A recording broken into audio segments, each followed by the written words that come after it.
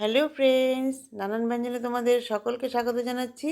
আজ তোমাদের কাছে নিয়ে এসেছি এই ফুলকপির আলুর একটা রেসিপি, যেটা আর কি আমি একটু অল্প পনির দিয়ে বানাবো আর কি।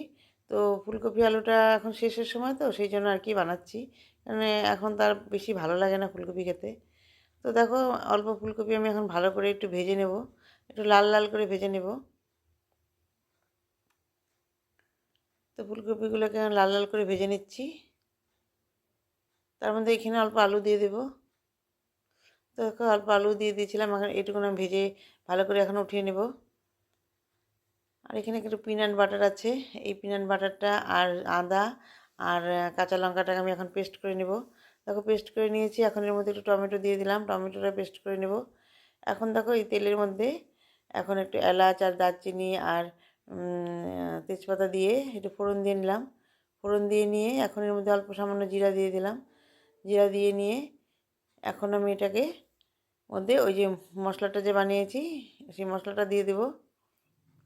এখন মশলাটা দিয়ে দিলাম। তো মশলাটা দিয়ে ভালো করে একটু নেড়ে নেব। এখন এর মধ্যে লবণ দিয়ে দিলাম, আর এখন একটু হলুদ দিয়ে দিচ্ছি। দিয়ে এখন ভালো করে একটু মিশিয়ে নেব। তো এখন এর মধ্যে একটু জিরে গুঁড়ো দিয়ে দিলাম, আর একটু লঙ্কার গুঁড়ো দিয়ে দিলাম।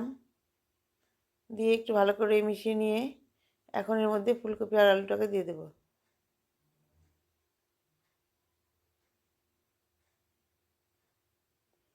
এখন এর মধ্যে ফুলকপি আর আলুটাকে দিয়ে দিলাম। দিয়ে একটু ভালো করে মিশিয়ে নিয়ে আমার গরম জল বসানো আছে, তো এখন আমি এর মধ্যে একটু গরম জল দিয়ে দিচ্ছি।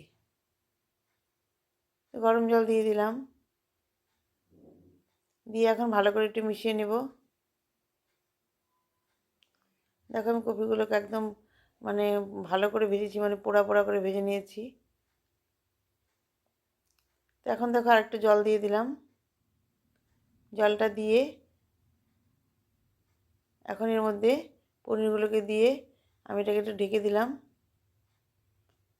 এখন ঢাকনাটা উঠিয়ে এখন এর মধ্যে সামান্য একটু চিনি দিয়ে দিলাম। চিনিটা দিয়ে এখন এর মধ্যে একটু দুধ দিয়ে দেবো।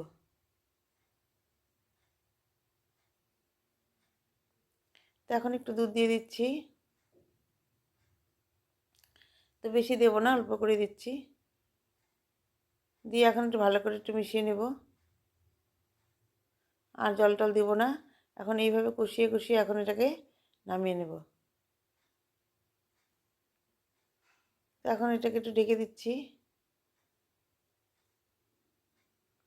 আর এর মধ্যে একটু কসুরি মেথি দিয়ে দিলাম, একটু হালকা করে ভেজে নিয়ে। দিয়ে বন্ধুরা, আমার রান্নাটা প্রায় শেষের পথে। এখন এর মধ্যে একটু ঘি দিয়ে আমি এটাকে নামিয়ে নেব। তো এইভাবে আমার রান্নাটা হয়ে গেল। তো ঘি দেওয়াটা স্কিপ হয়ে গেছে, ওই যে দিচ্ছি আর কি, একটু আবার দিয়ে ফেলেছিলাম। তো তো এখন আবার আরেকটু সামান্য দিয়ে দিলাম। তো দিয়ে ফেলেছি যেটা, সেটা স্কিপ হয়ে গেছে, তো পরে আমি আরেকটু দিয়ে দিলাম। এখন দেখো এইভাবে আমি শুকনো শুকনো করে নামিয়ে নিয়েছি।